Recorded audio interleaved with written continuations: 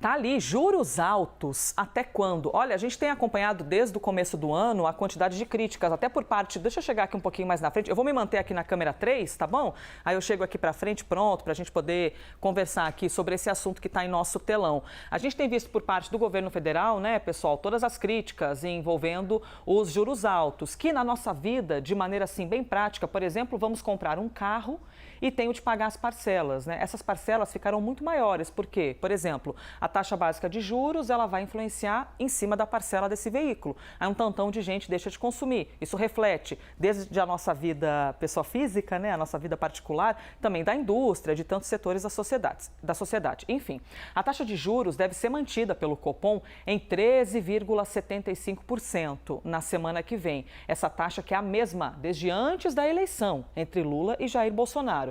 Essa previsão de manutenção da taxa é uma previsão da Associação Brasileira de Bancos, que aponta também uma queda de juros a partir da outra reunião do Copom, em agosto.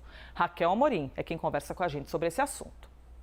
A reunião do Copom, do Comitê de Política Monetária do Banco Central, está marcada para terça e quarta-feira da semana que vem. Apesar da evolução favorável do cenário econômico no país, com recente queda da inflação, inclusive de modo mais acelerado que o esperado, a Associação Brasileira de Bancos entende que a Selic deverá ser mantida no atual patamar, juros em 13,75%. Mas o cenário prospectivo abre espaço para cortes já a partir do mês de agosto.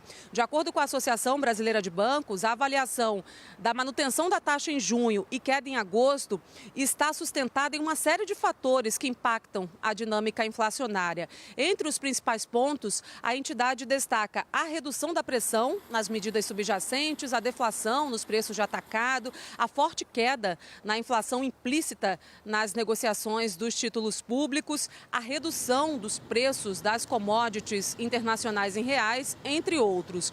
O salto da economia doméstica no primeiro trimestre deste ano também deu nova força para a previsão de cortes de juros. Só para a gente ter uma ideia, de janeiro a março, o Produto Interno Bruto, o PIB, teve uma alta de 1,9%, acima do esperado por analistas, puxado pelo agronegócio. Especialistas ouvidos pela CNN dizem que após a reunião do Copom de agosto, a expectativa é de redução da Selic para o patamar de 12%. E para o fim do ano que vem, a projeção para a taxa básica de juros da economia é de 9,5%. Os especialistas afirmam ainda que reduções mais agressivas podem ocorrer caso a queda da inflação seja ainda maior e a convergência para o centro da meta ocorra mais rapidamente. Do Rio de Janeiro, Raquel Amorim.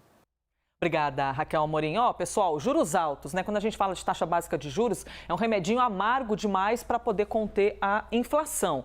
E a pressão para o corte da Selic aumenta com a inflação dando sinais que está desacelerando. Nessa sexta-feira, a FGV divulgou o IGP-10, que é uma prévia da inflação. E o dado veio melhor do que o esperado. Temos Fernando Nakagawa para poder analisar essas questões para a gente. Fala, Naka. Na próxima semana, Roberto Campos Neto e a equipe, com outros 8 diretores lá do Banco Central, vão decidir o juro com mais um dado, que foi conhecido nesta sexta-feira. A Fundação Getúlio Vargas divulgou a prévia da inflação do mês de junho, esse mês que tem pouco mais de 15 dias. E nesses primeiros dias do mês, há 2 sinais muito fortes de deflação. Deflação é quando os preços caem, tanto para o consumidor como também nos preços para as empresas. Para o consumidor, a queda foi de 0,18%. É bem discreta, 0,18% para o consumidor. Mas para as empresas, os preços no atacado caíram 3,14%. Em 12 meses, os preços para as empresas, a inflação para as empresas tem uma queda acumulada de quase 10%, 9,6%. E vários preços importantes da economia brasileira estão caindo, continuam caindo no mês de junho, segundo esse dado da Fundação Getúlio Vargas. Cito alguns deles só para vocês terem uma ideia. Óleo diesel caiu neste mês de junho 15,8%. O milho caiu 15,6%. E o minério de ferro, 8%. São preços importantes para a economia, já que são matérias-primas para várias outras coisas. Tomara que isso chegue ao consumidor. E será que o Banco Central vai se sensibilizar com o corte do juro na próxima semana? O mercado financeiro acho que ainda não, que vai ser só em agosto. Quer ver? Para entender qual é o pensamento do Banco Central na quarta-feira. Nakagawa. Não tinha uma dona de loja, uma comerciante, empresária que falava só para agosto? Não tinha esse negócio? Eu vou lembrar ainda o nome dela aqui, porque Fernando Nakagawa disse, deve ficar só para agosto, que é exatamente o jargão dessa empresária que vende móveis. Não vou falar o nome todo, vai aparecer merchan, mas um abraço, Silvia, fizeste ali história com o seu só para agosto. 9h52, ainda falando desse mundão da economia e especificamente de inflação, depois de bater recordes em 2021 e passar dos 40%, a inflação do atacado especificamente começa a ceder. Essa inflação do atacado é aquela que verifica o preço de matérias-primas utilizadas pelo setor e também de produtos vendidos pelo setor agrícola e a indústria. Essa taxa está caindo mais de 7% e isso significa os menores níveis desde, pelo menos, o início do Plano Real, lá em 1994. O Matias Brotero é quem vai explicar tudíssimo pra gente. Que coisa boa ter o Matias Brotero. Espero que, Matias, que você já tenha tomado muito café para aguentar esse plantão, tá bom? Para trabalhar pelas próximas horas e agora explicar tudo pra gente sobre os preços no atacado, que caem 7%.